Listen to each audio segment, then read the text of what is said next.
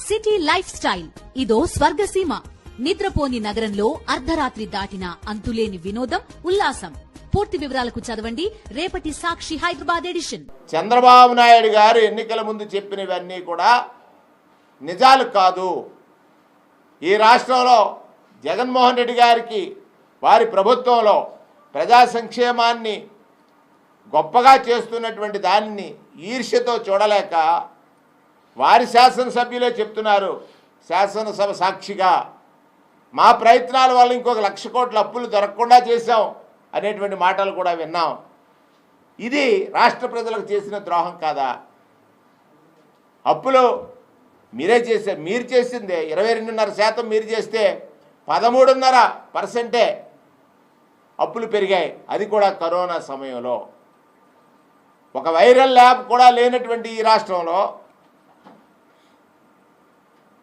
Zero doctors లేకుండా ఆసుపత్రులు ఉండకూడదని ఆలోచించాడు జగన్మోహన్ రెడ్డి గారు. 17 మెడికల్ కళాశాలలు పెట్టాడు జగన్మోహన్ రెడ్డి గారు. ఫ్యామిలీ డాక్టర్ కాన్సెప్ట్ పెట్టాడు జగన్మోహన్ రెడ్డి గారు. ఈ రాష్ట్రంలో ప్రజారోగ్యం ప్రధానం ప్రభుత్వానికి అని ఆలోచించాడు. అందుచేతే గ్రామ స్థాయిలో అందరికీ కూడా ఆల్ టెస్టులు ఫ్రీగా చేయించాడు జగన్మోహన్ రెడ్డి గారు. ఆరోగ్యశ్రీని బలోపేతం చేశాడు జగన్మోహన్ రెడ్డి గారు. వైద్యం పొందినటువంటి వ్యక్తి ఇంటికి వెళ్ళి పని చేసుకోలేకపోతే ఆరోగ్య ఆసరా అనే కొత్త పథకాన్ని తీసుకొచ్చాడు జగన్మోహన్ రెడ్డి గారు. ఇవన్నీ ప్రజలకు ఉపయోగపడేటువంటివి. సచివాలయ వ్యవస్థ తీసుకొచ్చాడు జగన్మోహన్ రెడ్డి గారు. రైతుల భరోసా కోసం, రైతులను ఆదుకోవడం కోసం రైతు భరోసా తీసుకొచ్చాడు జగన్మోహన్ రెడ్డి గారు. మీరు ఒక్కటి మీ మనస్సాక్షిని అడగండి, జగన్మోహన్ రెడ్డి గారు ప్రవేశపెట్టిన అమ్మఒడిని తీసేయగలరా? తల్లికి వందనం అన్నారు. జగన్మోహన్ రెడ్డి గారు ప్రయత్నం చేశారు, మహిళల్ని ఆర్థికంగా ఒకసారి స్థిరత్వానికి తీసుకొస్తే వారి జీవితాలు మారతాయని. ఎలా? వారికి ఉన్న అప్పులు తీర్చడం కోసం ఆసరా ఇచ్చాడు. 30,000 కోట్ల రూపాయలు అప్పులు తీర్చాడు, మహిళల అప్పులు. ఆసరాతో పాటుగా చేయూత ఇచ్చాడు 18,750 రూపాయలు. ఒక్కొక్క మహిళకి 75,000 రూపాయలు. అంటే ఆర్థికంగా వారు ఎదగడం కోసం. దీనిలో ఉన్నటువంటి భావజాలం, ఆ మహిళలు ఒక 5 సంవత్సరాల కాలంలో ఒక ఆర్థిక స్థిరత్వాన్ని పొందుతారని ఆలోచన చేశాడు.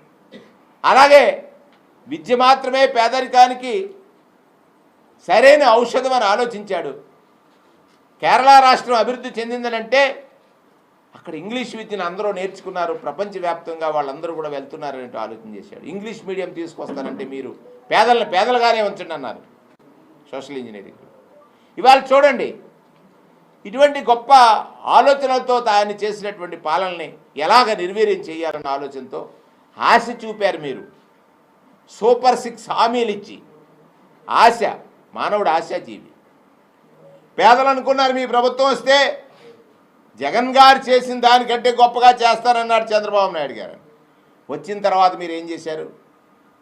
శాసనసభలో అంటే జగన్ గారి మీద ఆర్థిక పరిస్థితి బాగోలేదు, రోజు అప్పులు చేస్తున్నాడు జగన్మోహన్ రెడ్డి గారు అని చెప్పిన మీరు ప్రతిరోజు పేపర్ తిరగేస్తే ఈనాడులో, ఆంధ్రజ్యోతిలో, TV5లో అప్పులు అప్పులు అప్పులు.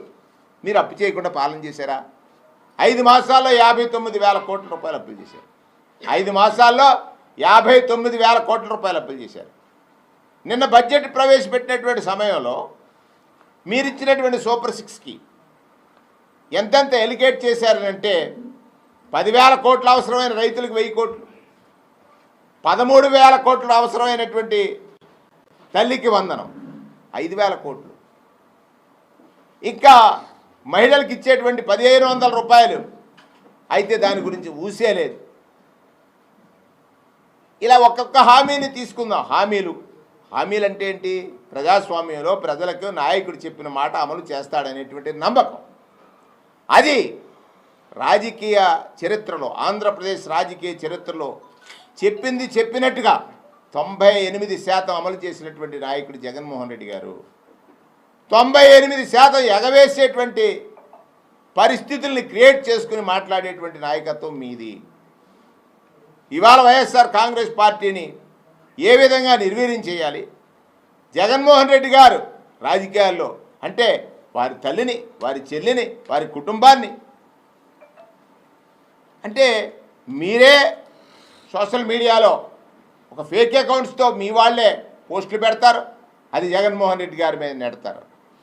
ఆ రోజు మీరు అన్నారు గుర్తుందో లేదో 2011లో వాస్తవం లేని లక్ష కోట్లు అనేటువంటి ఒక ప్రచారం చేశాడు. ప్రజలు 4 ఏళ్ళు పట్టింది నమ్మకపోవటానికి. ముందు నమ్మారు, తర్వాత వాస్తవం కాదని తెలుసుకున్నారు. ఇవాళ కూడా మిమ్మల్ని నమ్మారు, మీ మాటల్ని మళ్ళీ ప్రజలు తెలుసుకుంటారు. ఒక గతంలో అయితే 5 ఏళ్ళు పట్టింది, ఇవాళ ఏడాదిలోనే తెలుసుకుంటున్నారు, 6 నెలల్లోనే తెలుసుకుంటున్నారు మీరు చెప్పింది నిజం కాదు. ఈ ఒక్క ఉదాహరణని ప్రజలందరూ కూడా విశ్లేషించాలి. 14 లక్షల కోట్ల రూపాయల అప్పులు ఉన్నాయని చెప్పినటువంటి ఈ రాష్ట్రం శ్రీలంకగా, సొమాలియాగా మారిపోయింది, దివాలా తీసిందని ప్రచారం చేసినటువంటి చంద్రబాబు నాయుడు గారు వారి బృందానికి వారు ప్రవేశపెట్టినటువంటి బడ్జెట్లో వాస్తవిక సంఖ్యలు 6,48,000 కోట్లే ఉన్నాయని వారే చెప్పి ప్రజలకు ఏం సమాధానం చెప్తారు? మీరు చెప్పింది నిజం కాదని ఒప్పుకోవాలా? నిజం కాదని ఒప్పుకోవాలా? ఆయన ఒప్పుకోడు, ప్రజలు తెలుసుకోవాలా. ఈ సందర్భంగా నేను చేసేటువంటి మనం ఒకటే, వైఎస్ఆర్ కాంగ్రెస్ పార్టీ ఒక ఆశయం కోసం పుట్టినటువంటి పార్టీ.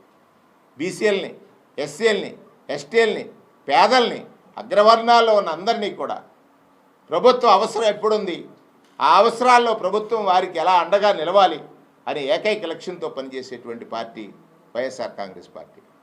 ఓటమి చెందుండొచ్చు, ప్రజా అవసరాల్లో, ప్రజా సమస్యల్లో వైఎస్ఆర్ కాంగ్రెస్ పార్టీ శ్రేణులు ఎప్పుడూ కూడా ప్రజలకు అండగా నిలుస్తాయి. ఇవాళ ఈ నియోజకవర్గంలో జరిగిన ఈ పరిణామం, వెంకట్రావు గారు కోఆర్డినేటర్గా మొన్న కంటెస్ట్ చేసినటువంటి శాసనసభ్యుడిగా ఉన్నటువంటి వెంకట్రావు గారికి ఇక్కడ ఉన్నటువంటి పెద్దలందరూ కూడా సపోర్ట్ చేస్తూ ఉన్నారు. ఇక్కడున్న కార్యకర్తలు ఎవరు కూడా అధైర్యపడాల్సినటువంటి పరిస్థితి లేదు. ఒక జర్క్ ఇస్తున్నారు. పోలీసులను అతిగా వాడినటువంటి, ఉపయోగించినటువంటి ఏ ప్రభుత్వం కూడా నిలిచినటువంటి దాఖలాలు చరిత్రలో లేవు. ఇవాళ అప్రకటిత ఎమర్జెన్సీ, అత్యవసర ఎప్పుడు చెప్పారు కదా ఇందిరాగాంధీ టైంలో ఉందని. అప్రకటిత అంటే ప్రకటించకుండా ఎమర్జెన్సీ పాలన సాగిస్తున్నారు. వారికి నచ్చిన వాళ్ళని నచ్చినట్టు ఎక్కడో కేసులు పెట్టడం, రకరకాల కంప్లైంట్స్ తీసుకోవడం, ఒక సంస్కృతిని వారు ప్రవేశపెడుతున్నారు. ఆ సంస్కృతే వారికి రేపొద్దున పాఠం నేర్పుతుంది. ఖచ్చితంగా మీరు ఏది చేస్తే అదే మీకు కాలం చేయిస్తుంది మీకు కూడా అనేటువంటిది తెలుసుకోవాల్సింది ఈ సందర్భంగా మనవి చేస్తూ, వైఎస్ఆర్ కాంగ్రెస్ పార్టీ శ్రేణులందరూ కూడా ఇవాళ ఐక్యతతోటి కొవ్వూరు నియోజకవర్గంలో మరలా 2029లో ఎలక్షన్ వస్తుందా, 27లో ఎలక్షన్ వస్తుందా, ఎప్పుడు వచ్చినా కూడా ప్రజాబాహుళ్యం మన పక్షాన నిలుస్తుంది. ఖచ్చితంగా దానికి నాయకత్వం వహించే మీ అందరూ కూడా రేపు మళ్ళీ ప్రజాసేవలో గొప్పవారుగా నిలుస్తారని సందర్భంగా మనవి చేస్తా ఉన్నాం.